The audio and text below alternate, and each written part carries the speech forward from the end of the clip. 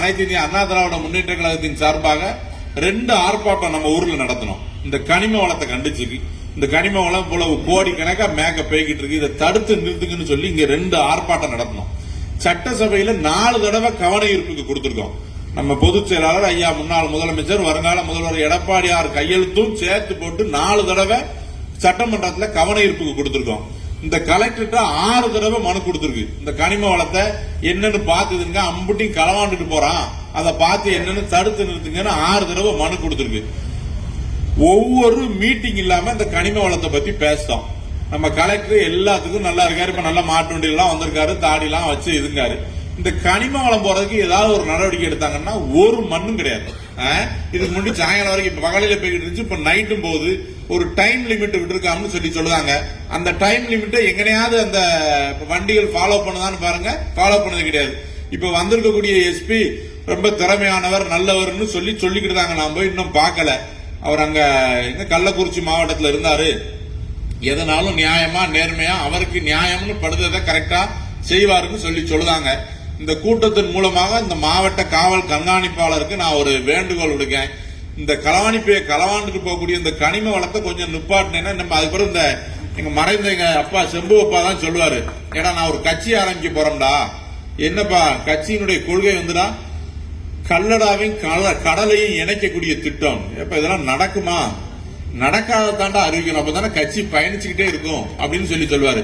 ஆனா அதை சாத்தியப்படுத்திடுவாங்க பொழுது இந்த திமுக காரவன்.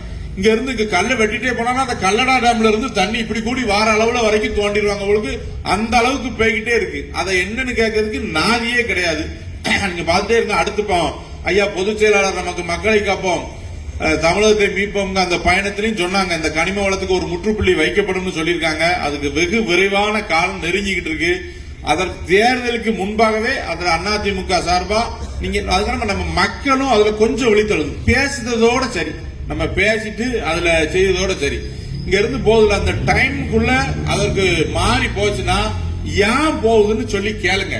போலீஸ் வந்து கேட்கட்டும், ஏன் வண்டியை மறிச்சேன்னு கேட்கட்டும்.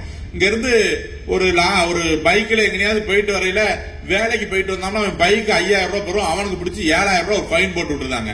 அன்னைக்கு அந்த எங்க மணிஷ் ஹோட்டல் பக்கத்துல நம்ம தம்பி முருகனுடைய தம்பியே ஒரு பைக்ல வரையில இந்த கனிமோல லாரி இடிச்சிருச்சு. அவனை பிடிச்சி செக் பண்ணா அவன் ட்ரங்க் அண்ட் டிரைவ் போற வண்டி. அந்த ஒரு வண்டியில கனிமவள வண்டியில ஒரு வண்டிக்கு ட்ரங்க் அண்ட் டிரைவ் கேஸ் போட்டிருக்கானு சொல்லுங்க, போட்டது கிடையாது.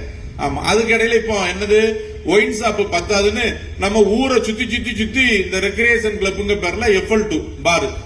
இங்க இருந்து எங்க தோள்கட்ட முக்கத்தான்னா அங்கிட்டு ஒண்ணு, சுப்பிரமணியாரத்தை தான்னா இங்கிட்டு ஒண்ணு, எங்க சுத்தி வாரமோ அவ்வளவு இடத்துலயும் இந்த FL2 பாரை திறந்து வச்சிருக்கான். இது என்ன இப்ப நீ ஒயின் ஷாப்பு போதை பொருளை பாருங்க, தனி இது நாடு பூரா அதுதான்.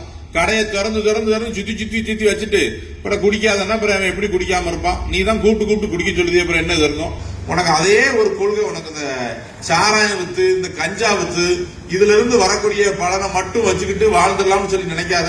மக்களுடைய பாவம் உன் குடும்பமே நல்லா இருக்கணும், அதை பாத்துக்கோ. அந்த அளவுக்கு சாபத்துல போயிடாத அளவுக்கு இந்த மக்களை காப்பாத்துறதுக்கு இந்த 1.5 மாசத்துலயாவது ஒரு வாய்ப்பு இருந்தா தெரிஞ்சுக்கிட்டு பாருங்க.